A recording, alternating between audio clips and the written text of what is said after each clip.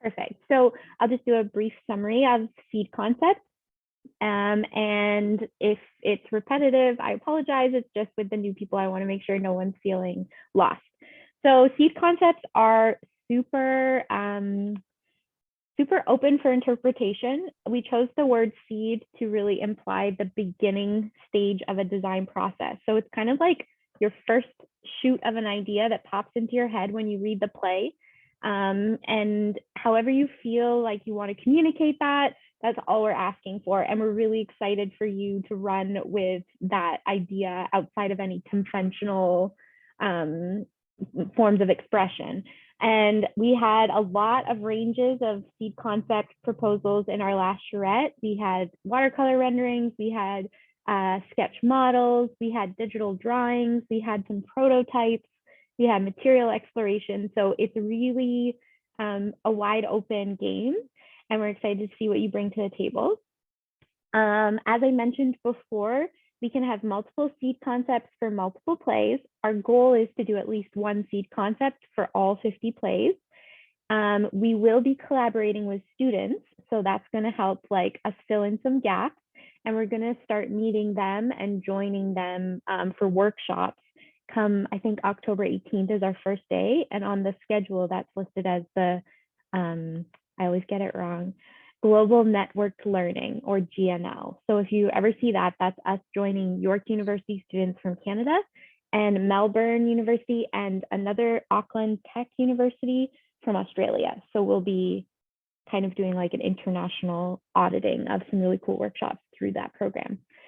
So seed concepts can start as soon as you feel inspired. We'll be starting to put a little bit more pressure on as we get closer to the end of the festival, which is December 19th, around there. And we'll just be making sure that we're at least addressing each play once.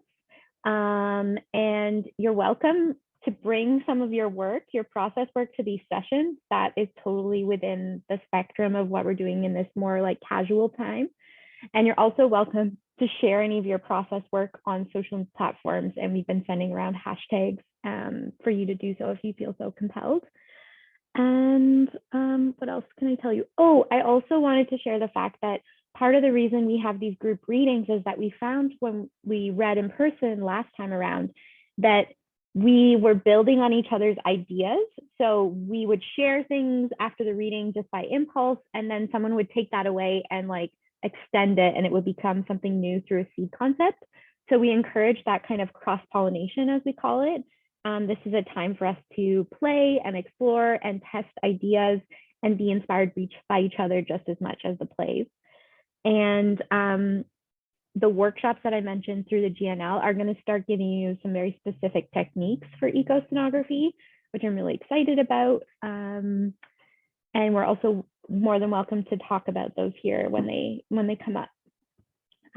Does anyone have any questions? No, I love it. I mean, I love questions, but like I also love when there's no questions. So that's great. So we're going to start reading. If everybody has access to the drive, you'll find our the folder with the plays. Spreadsheet number 2 is called Seed Concept Sign Up Sheet. This is also how I've been keeping track of which plays we've already read as a group and which plays will be somehow accounted for through our programming later on. So can everybody access that? You can just give me a thumbs up if you're good, and please do speak up if you can't find it. Okay, let me know. I have it in front of me. So on the list, the next play alphabetically that we haven't read yet is called The Penguin by Nicolas Billon. So you'll be able to find it in the drive under B, and we'll just pull those up.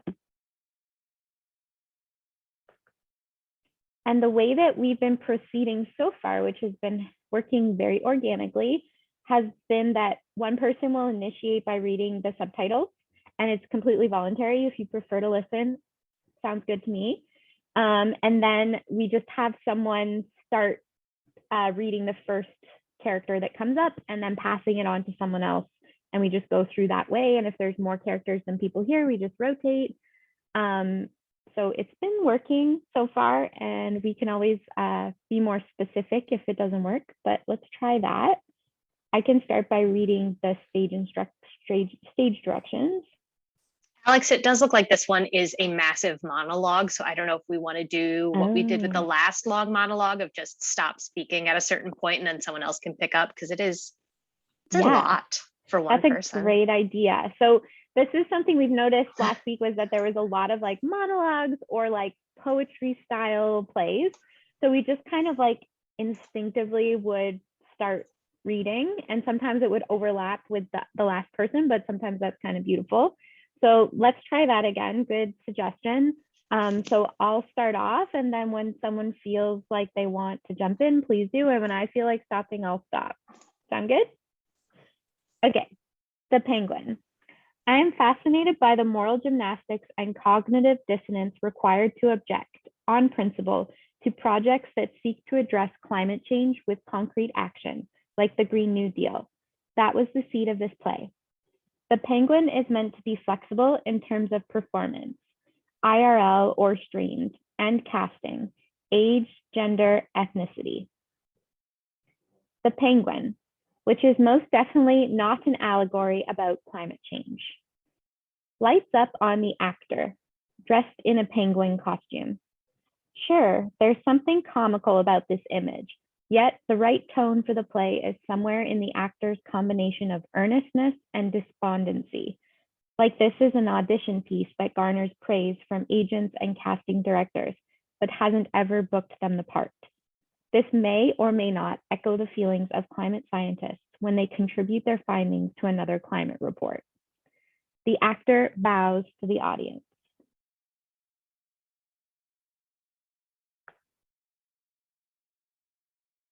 Maybe you'll like this story. It's about a penguin and it has a happy ending.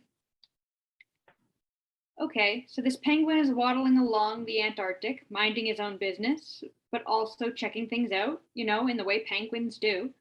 And then he looks up at the distance and sees.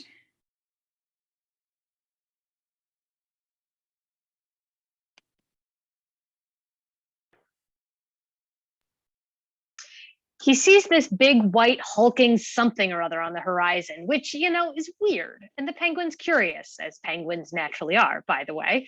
So he starts to waddle towards the big hulking something or other to find out what it is exactly. And as the penguin waddles, he hears a cry. Hey, hey there. Now, of course, the penguin wonders if he's the one being spoken to, but he really hopes not, because this voice is high-pitched and screechy, annoying, So he keeps going. Hey, penguin. Well, poop. The penguin stops, looks around, but there's no one. Hey! This time the penguin looks up and sees an albatross circling above, a girl albatross. What do you want? Says the penguin. And there's definite haughtiness in his voice. See, the penguin feels like albatrosses are always judging him because, he's a bird who can't fly because he's a penguin. Anyway, the albatross looks down at the penguin, of course he does, and says, "Where are you going?" To which the penguin quite reasonably replies, "That's my business. Thank you." And the penguin keeps going until, hey, wait! The penguin looks up again. What now? The albatross, it says, "I wanted to warn you." The penguin frowns and says, "Warn me about what?" "About the polar bear," says the albatross, looking in the direction of the big white hulking something or other. Now, the penguin doesn't like this one bit, so he ponders for a moment and says, "No, it can't be." "What do you mean?" squawks the albatross. "This is Antarctica," says the penguin, brimming with the confidence of somebody who armed with a fact acquired from a top search results of a poorly phrased Google query. And in Antarctica, there are no polar bears. They're only found in the Arctic. Now, this shuts the albatross up for a second. That may have been true in the past, says the albatross, but I have a better vantage point, and I'm pretty sure that is a polar bear. The penguin scoffs because, let's be honest, mimics the albatross. I have a better vantage point than you flightless little dum-dum. Anyway, then the albatross asks, "What do you think it is?" The penguin squints up ahead at the big white hulking something or other. "Oh, I know what that is. That is a giant scoop of vanilla ice cream. And the penguin is positively vibrating at the thought of all the calories he'll be able to extract from said giant scoop of vanilla ice cream. So he keeps going, only now, he has a little jump in his waddle. Hey, this time the penguin is like truly annoyed. What? And the albatross says, look, I'm just trying to help. Pretty sure that's a polar bear up ahead. But the penguin knows it isn't because it's clearly a giant scoop of vanilla ice cream. So the penguin looks up at the albatross and says, prove it. And the albatross does an albatross shrug and says, I can't prove it beyond what I can see, but what I see is a polar bear. It is clear to the penguin that this argument is going nowhere. So he says, why don't you go hang yourself on some poor sailor's neck? Oh, that is a sick burn. He knows how sensitive albatrosses are about hanging on people's necks. The albatross flies away. The penguin feels a momentary pang of guilt, but it goes away when he remembers all the calories that await him. He beelines straight ahead, his mouth watering with penguin drool, and he reaches the big white hulking something or other. And to his shock and surprise, it is not a giant scoop of vanilla ice cream. It's a polar bear. This makes the penguin frown because he really doesn't want to admit that the albatross was right. His worry is short-lived, however, because the polar bear grabs the penguin like it's a stray piece of popcorn chicken and chomps down on him. Nom, nom, nom. And this is our happy ending, because now the penguin is spared the indignity of realizing how irrational it is to deny the existence of a polar bear in Antarctica, while simultaneously accepting the presence of a giant scoop of vanilla ice cream on a glacier. The end. The actor takes a bow. I hope you liked my story. Thank you, and good night. Without any fuss, the actor exits. Blackout. Okay, who else thinks he should be wearing like the most ridiculous penguin costume ever, with like the big floppy head and like his face in the mouth? Just like so cheesy. One of those ones with no real bottom, it's just human legs sticking out. Yeah. Like a kid's costume. It could be really funny if it was one of those like onesie types with the hood, and then he could, like, when he's being the penguin, or I've assumed I shouldn't assume when they're being the penguin, they can have like their hood up and then they can be like, but anyway, and have like little, like in a very cheesy on purpose kind of way. For what it's worth, Ksenia, the penguin's gender does use he, him pronouns. Thank Not you. sure about the performer, but the Yes, penguin's gender is defined. that's right. I was like, did I make that up? But no, it's right here on the page. It's very clever. I like it.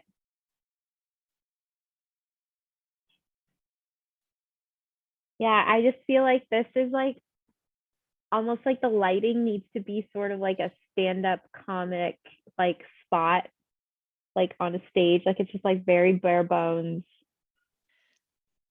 I don't know. Now would it be like the brick wall of the comedy club, or like Maybe. the contemporary like stand-up sets that are like abstract columns and lights and curtains and stuff? Yeah, that could work too. I would definitely want a performer that does good voices. Yeah. Oh yeah, like a voice actor, like really good character acting would be so good. Mm-hmm. I love the description at the beginning of I know it's, we don't hear it, but the image of the actor who gets high praise for the auditions and never books it is so good. There might be a way to like bring that into the staging though. Like if you had a table of like people watching, like as if it was an audition. I wondered if it was, if it is an audition, and then how you let people who have not been in an audition room understand that. Yeah.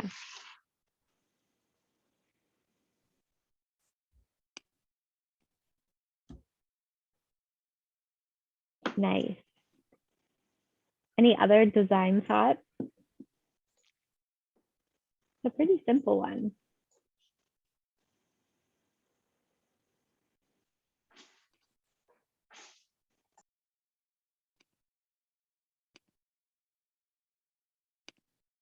Well, we can let it be simple and move on to the next one. Some of them have like a bit more meat for discussion. Yeah, moving on. Nice. Okay. So next up on the list, we have Wren by Wren Brian. I'll let somebody else read the introduction / stage directions, and then it looks like it might be another we jump in when we feel so inclined kind of piece.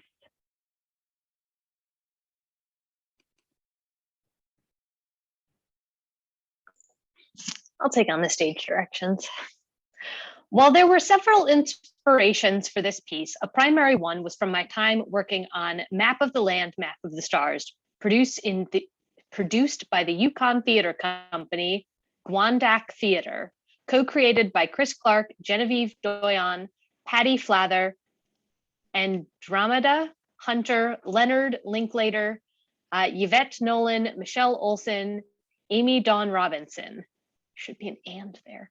After living down south in a city for several years and getting the chance to come back to the territory of Kwanlin Dune First Nation and Tan Quachin Council and work on this wonderful project allowed me to process how growing up in the North has influenced and continues to influence my views on how humans interact with nature and each other. There is a lot to relearn.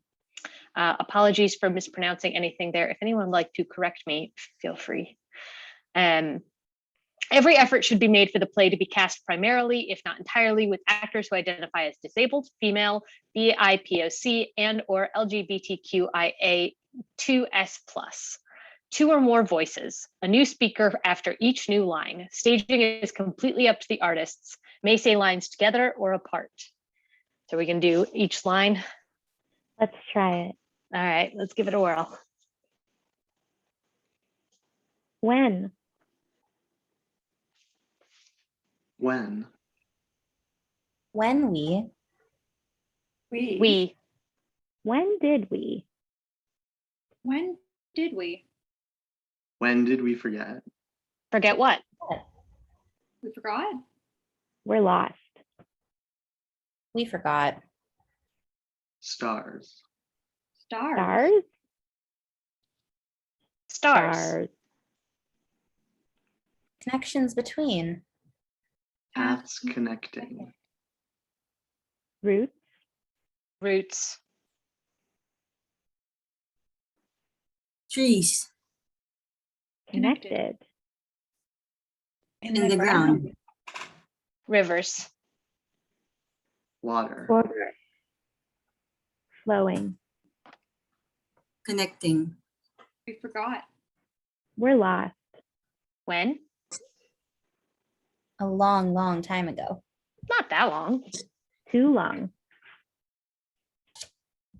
Not Not at all. all. Enough. Too many. Too many forgot.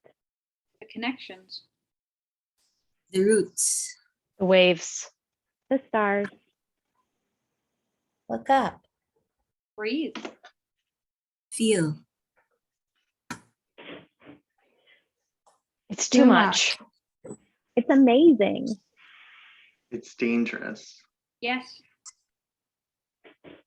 Always. Don't forget it. So are we? We are not separate. We are not better than. It's frightening. We are frightening. Afraid to wake up.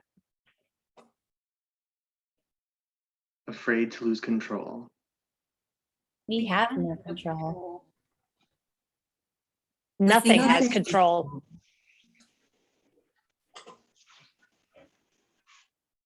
When will When we will remember? When will we accept? Except what? We are. We are connected. We are connected. To what? Everything. Everything. Everything. Every being. Every life. every life. It's wonderful. It's horrifying. No. Yes. Yes. We are wonderful. We are horrifying. No. Yes. Yes. Star's Guide. Get lost in them. them. Rivers River- give life. Take it too. Trees clean. Lightning in a forest. Fire. Water. Death. A cycle. It's all It's connected. all connected. We're all connected. Yes. All nature. All the wonder, all the horror. Yes. Yes. We are all connected. Can't pick and choose. We need to care. How? Oh, Care for. Accept. Care and accept everything. Everything. Every being. We're all connected. We need to care again.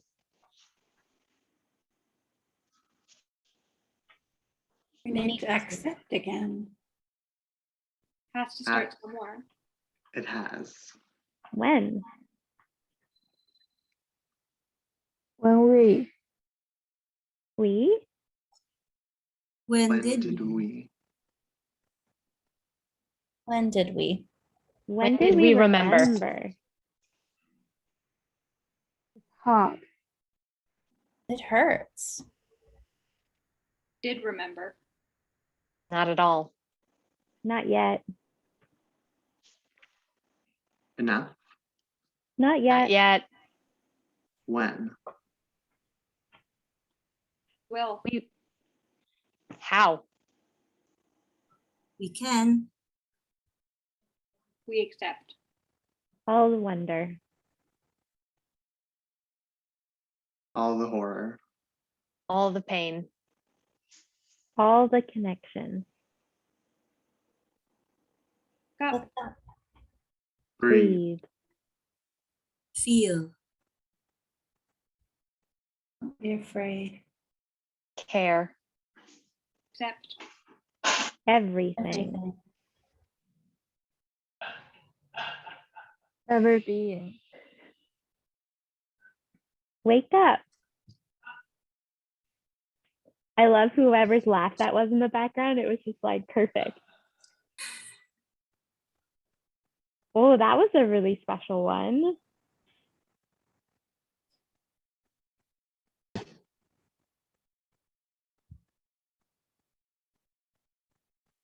I must see it as a dance piece. Mm-hmm. Mm. It feels like I was really fascinated by the process of how everyone chose lines. And I love the that in the directions it says may say lines together or apart, because then it was like not a big deal when we all spoke at the same time. It was like just part of the piece.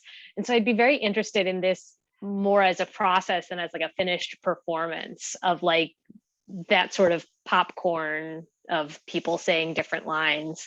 And it'd be interesting how it would work in if we were all in the same room instead of virtually, because I feel like when you're together, you can get a better sense of when someone's like about to speak than you can virtually. There's that inner breath that like they kind of take it, gives it away a little you can't see over Zoom. I almost feel like if this was presented, it's kind of a shame if there were set people, like if they did finish and find a conclusion of this is how it's going to be every night, because it was when there were two people by accident and they followed through, it was so much more impactful, I thought. I could see it set to music. I could see the part sung, and then sometimes there would be two people singing, or three, or maybe the whole group, or however many actors there are, I don't know, but I could see it as a sung piece. It's interesting that you say that, Astra, because it sounded like a nursery rhyme or like a kid's song sometimes. And like the Ksenia, you saying like I saw a dance. At one point, it kind of reminded me of like a kid's game where you're like spinning each other and there's like a vocal part to it. So I don't know like if that was just how our energy was, but it just like seemed like a bit of a song and a dance combined, and that it has like the potential to be almost a game that like, is it trying to invite people to join? Like there was an element of like, I could visualize the dancers and the musicians like being caught up in this movement and then like almost compelling audience to join in some way. I don't know how, whether that's vocally or movement based. I wonder why he gives the instructions about the casting at the beginning. I went to school with Wren and know her very, very well. And that's just basically her way of going, white cis men have gotten a lot of parts in theater, and I would like to give parts to anybody but those people. Okay, well, that's a good, yeah, that's a good reason. her values. It does have a kind of cumulative power, I think, that it starts and then it's added. You can imagine the voices adding, maybe single voices, and then gradually the second and the third until at the end you've got a huge chorus of voices. Does anybody have any instincts about like where it might be set or like what kind of environment it would take place in? I'm all over the circle again, which is I felt that Elena's similar piece, but yeah. I kind of would like it if it was done outside with the amount of the focus that there is on stars and roots and waves and stuff. It just felt like it wouldn't make sense to be indoors. Mm-hmm. I was just like looking at like the inspiration, like map of the land, map of the stars, and then you guys saying like maybe it's a circle or like with kids. I just remember this game when I was a kid. You get like this giant piece of paper, and then you kind of have a pen, and then try to either you start at like both ends of the paper, and then you either try to avoid each other's mark or try to make it intersect until it forms this like one big constellation. And then the more the people come in and kind of make things intersect while they're like, I guess, talking to each other or like playing, it kind of forms this like giant, I don't know, like landscape or constellation again. That's so cool. I just got goosebumps. Like that was like, that's so interesting because like also the like idea of a map being like sort of contrived, and like our idea of like land being split up into these like arbitrary like lines. So it kind of evokes the constellations, but also like the charting of a landscape. And I feel like the play is a call for action for people to like come together and care for the land in like collaboration, rather than like this is your piece and this is mine and we don't need to be conscious of each other. So it's something really provocative about this game that you just described. I just like would love to see how that could be like the scenography, like somehow. That would be so cool. When you were describing, and then I'll stop because I know I've been doing a lot of talking on this one, but when you were describing that drawing, I sort of went, oh, like what if you're, in some kind of space and that's being projected, that like one person is the purple and one person's the green and one's the orange or whatever, and we see where the lines intersect when they speak together and curve away when they don't. And then my brain went, what if it's in sand and the people are walking paths and taking that drawing and making it physical, and like doesn't have to be sand, I guess, but then yeah, you see lines intersecting and diverging, and maybe it makes a thing at the end.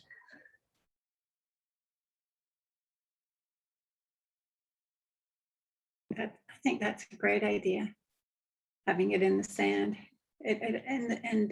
Drawing in the sand or walking in the sand has a lot of meaning.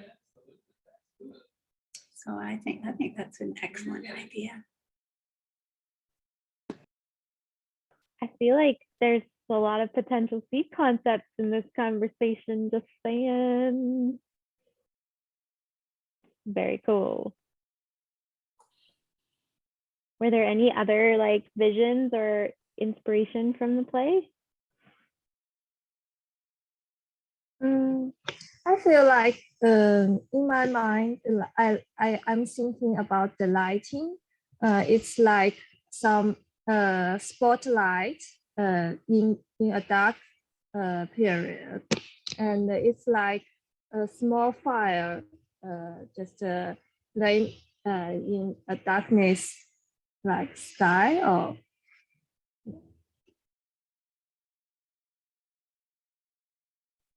That's very cool. I love that image. Yeah, I wonder how like that could be one thing inside a theater space, that impression, and then it could be a whole other experience if you did do it outside. But I think both would be very impactful.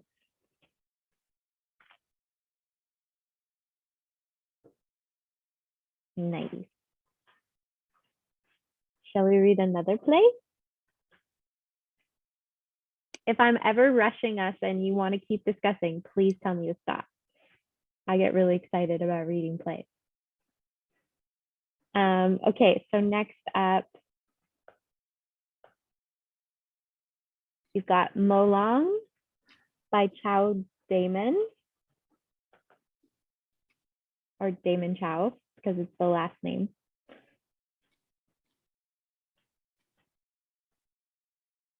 This one's got characters.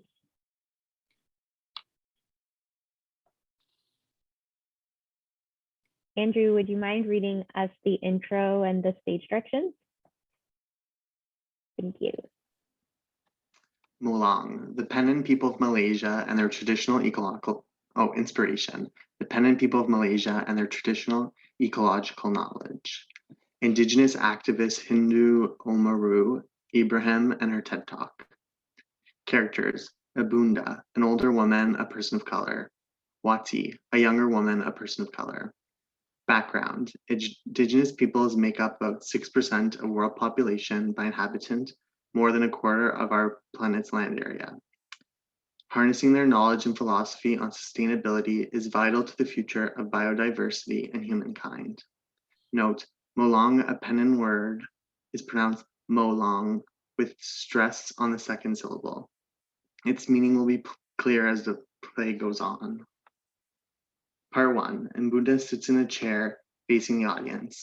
Wati combs Abunda's hair. Even though the two are interacting, they exist in separate spheres of being and in different times.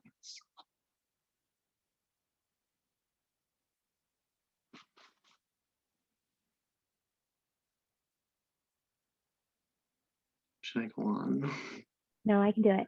When she was born, the powers that be said she was useless and should be thrown away.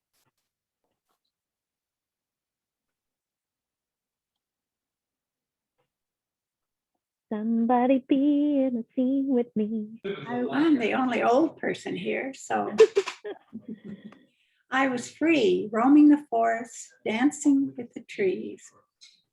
When she came of age, she was married off to someone who never spoke and never smiled. I went to the edge of the realm, saw the sky meeting the vastest ocean. When she grew older, they moved her to a settlement and cut her off from her land. I climbed mountains so high, I reached the top of the clouds. When she died, no one mourned her passing. No one remembered her stories except me. Wati begins to hum. It is an ancient tune that conveys all the joys and all the sorrows. Lights change. Part 2, a time when the two women exist. Look, you see them? Stars? No. I see them. In your imagination. Are you suggesting? There are no stars. But what's that then? Remember the men with their machines and bulldozers and chainsaws? Maybe, They came and started cutting down the trees. maybe. They burned the forest to make room for their own trees. Why would they do that? That's what they do. The forests burned, sky filled with smoke and ash.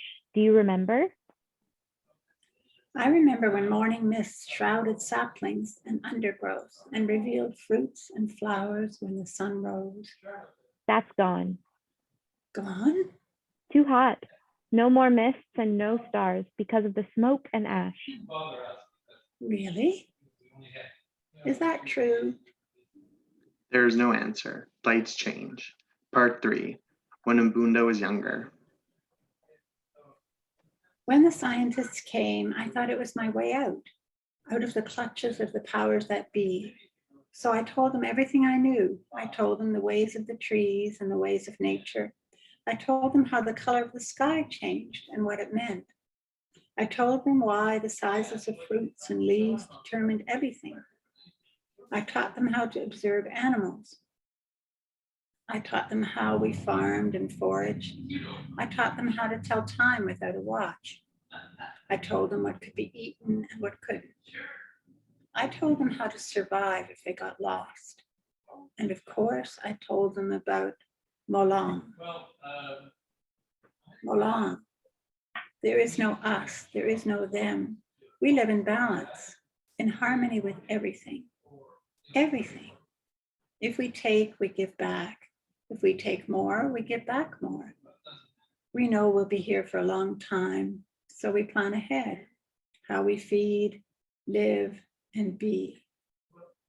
At first, the scientists were confused, not sure what to think. Then they realized we may not understand this Molong thing, but the rest of it, it's usable knowledge. So they recorded, learned, applied. They put me on TV. My name appeared in magazines, newspapers, important documents, no longer useless. But things changed. What happened? We're back in the same time period as part 2. You know what happened. Tell them. What's the use? I came with the scientists. I hired help. Straight away, I knew this was special. You knew nothing. You were so young. The problem was, nature was no longer our friend. Temperatures rose, the rains didn't come, everything went awry. We tried to. The color of the sky, different. We tried to. Leaves, fruits, irregular. We tried to. No one could tell anything anymore. It was. Nature was speaking another language, one too new to understand. I was useless once more. No. Please, are they coming back? Always the same question. You know the answer. See? Come, let me comb your hair. After a moment of hesitation, Abunda sits down, assuming the same position as at the top of the play.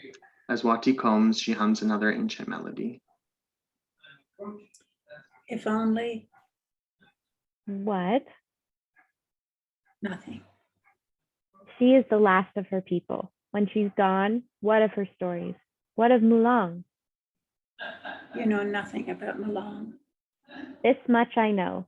The scientists were only interested in facts and figures, things that can be measured. But Molong, it's what makes the facts and figures dance, right? Bunda shrugs, but she seems to be agreeing. That's something we agree on. The only thing we agree on. Isn't that a star? Look. Look. Wati finally looks. She searches the sky, looking at every corner. As she does that, Abunda gets up and begins to dance. Soundlessly, simply, beautifully. Lights fade. End of play.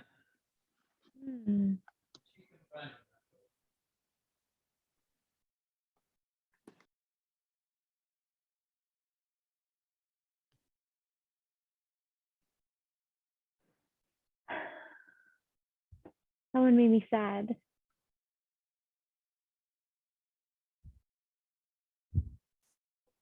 Do we know what Molong means? I don't know if I know specifically what it means, but it feels like magic. It feels like the threads of creation, like the things that science can't explain about the universe and about nature and how it just kind of works. And seems like when like climate change starts happening and those like assumed like connections and threads and ties that keep the world working start not working, that's the Molong that's missing. I don't know, that's the impression I got like from reading inside of it. What did it feel like hearing it though? Because that's always different.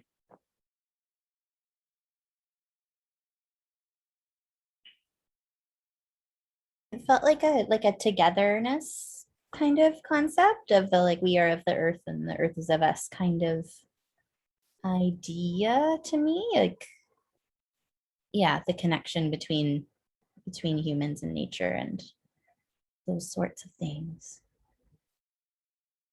For me, it was like the harmony of everything. So like how everything works together with like all the elements of nature and then how people work within that. And like how it's all like circular and like a cycle. And that the scientists didn't understand that like it's harmonious. Because I am a very type A person, I looked it up. So I don't want to like interrupt what everyone thinks it is by saying what it actually means. So if anyone else has like other theories that they want to put forward, I would encourage you to do that. But I did look it up in case anyone wants to know. So because the author is, or the playwright is Malaysian, I looked up the word just with Malaysia to see what came up. And apparently it is a word associated with the Penin people, who are a nomadic indigenous people in Sarawak and Brunei. And they are noted for their practice of Molong, which means never taking more than is necessary. So it's kind of about preservation. So I think everyone like was getting that from the story, which I think is really cool. But yeah, I was just curious. I wanted to look it up.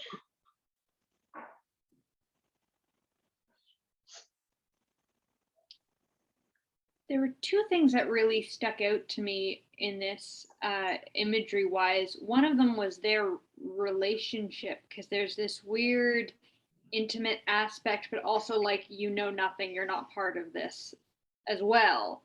And then the second thing that really caught me was the ash. It seemed so incredibly important to the world that they were now living in, was that this ash was everywhere.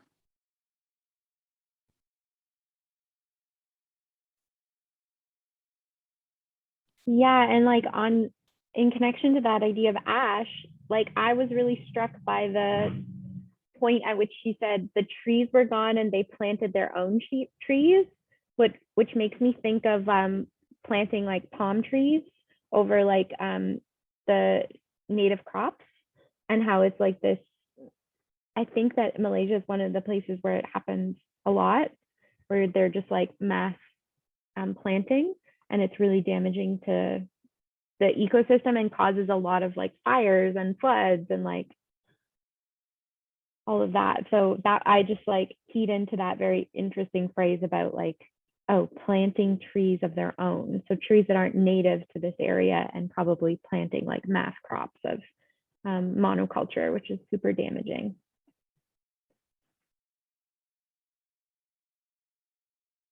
And I feel like that's true everywhere, because there used to be so many forests, and we chopped down a whole bunch of forests. Then we put up a couple of like trees along a sidewalk. We're like, look, we're planting trees. Isn't it great?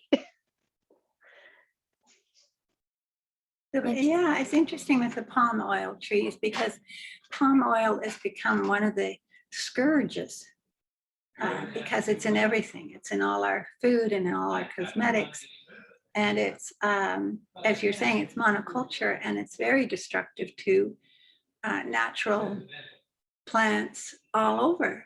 But it's very hard because it's something that's grown for export. It does not benefit the people of Malaysia, or where I saw so many of them was in Borneo. It only is sent to the wealthy world for really somewhat unnecessary uses, but very, very pervasive in everything we buy and eat and put on our skin.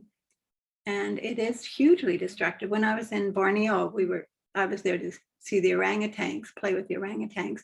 And the palm oil plantation is the biggest disaster in that part of the world, which would include Malaysia. So I think it is, I think that makes sense that it's connected to that, the play. I hadn't thought about that. It's really interesting too, Esther, that you brought up the fact that this Molong concept, which we now know what it means about not taking more than you need. It's like this environment has been completely destroyed by like developed countries wanting more palm oil in their products. And so it's like, I think it's really important that they don't define the term within the context of the play, and that we as the audience are supposed to try to figure out what this powerful concept is that they're talking about. And I think that that's pointing at the fact that it's like, it is a problem in our culture to take more than is needed. And it's kind of the problem that's perpetuating these, climate crisis in other parts of the world. I think it's really interesting that they say like, you'll figure out what it means by the end of the play. And yet like, it's never explicitly told to us. And I think in there's sort of like a question of like, do we even understand the like value of not taking more than is needed culturally? Because these actions kind of imply not so much the like monoculture farming.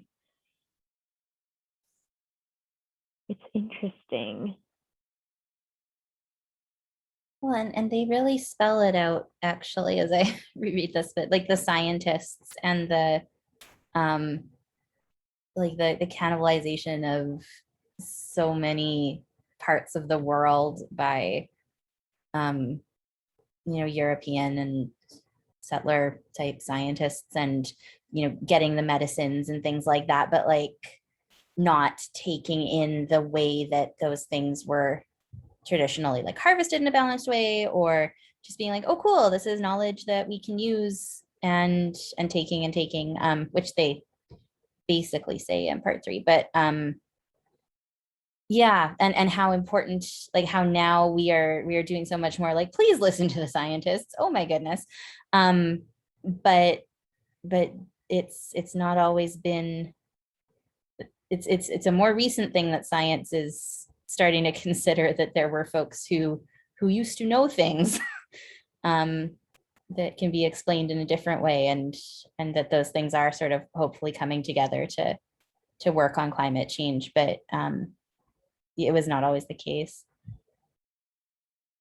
Yeah, that's what I was just thinking is we've been saying, please listen to the scientists for a while, and now the scientists are finally saying, please listen to the indigenous people. And so it's kind of come full circle.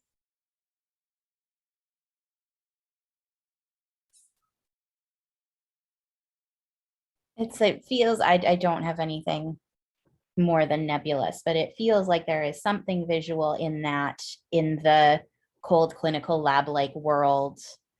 And I used to be fascinated by the imagery of like British colonialists who would go to Africa and try to wear their lace dresses and drink tea out of china cups and carve out a piece of the jungle. Like, I mean, there's obviously way more in that, but there's something about that in this to me, and in the trying to put something in a natural space where it shouldn't be, instead of working with it.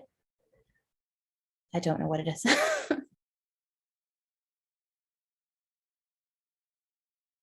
Well, also there's a very strong indication in the stage directions under part 1 that I kind of didn't notice, but it says that they're in 2 separate spheres of being and different times, even though they're interacting. So like there is sort of a provocation that the scenography could have them like in two different realms and two different versions of reality, and that they're trying to reach each other somehow. And I think that that makes the last line about what is Molong, it's the thing that makes facts and figures dance, it being the only thing they agree on. And like the also the main stage direction of them, her brushing her hair, it's like how could the scenography like keep them separate but also like have them doing such an intimate act together. That's really interesting. I just went back and looked to see what the stage direction under part 2 and part 3 was, because I had forgotten about that as well. And part 2 is a time when the two women exist. So somehow between part 1 and part 2, they come together and they are in the same sphere. And then part 3 is when Ibunda was younger. So sort of a flashback or them sort of looking at a memory, it seems like almost. I'm not sure how that would be realized, but thinking about that transformation that needs to happen.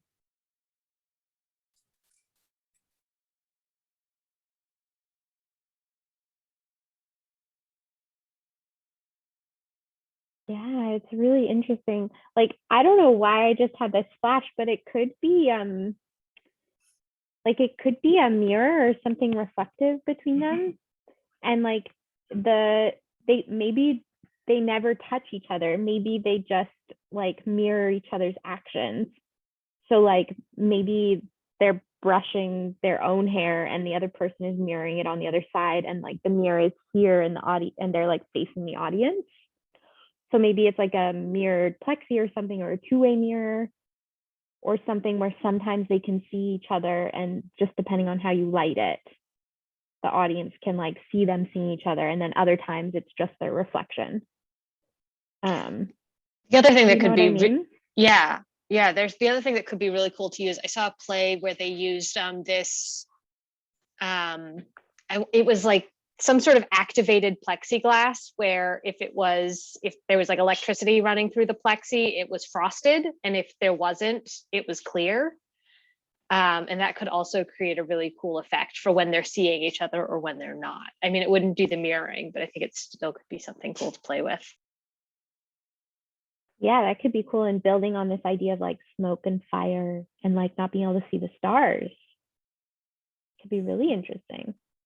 Just considering the symmetry on the stage, I am wondering if would they have equal parts of the stage? Because I'm thinking a lot of this seems to be encroaching on Mbunda's space, right? So it would be interesting to me is if it moves until she doesn't have much space left for her final, like I'm gonna dance, because there's still stuff in the world. Ooh, that's really interesting. Great idea. Yeah. Mm-hmm. Yeah, I love that. Okay, let's linger on that cliff of great ideas. Take them away, bring seed concepts back. I just wanted to say that I have to leave in like 3 minutes to go to another meeting that is about planning upcoming shred events. And Michelle is going to zoom in and like take over facilitating. So if you guys want to take like a quick pausa until the transition occurs, and then we can read another play once Michelle has like landed fully. But yeah, if anybody needs to use the bathroom or get food or anything like that, this would be an ideal 2-minute window. And I'll try and get Michelle hooked up.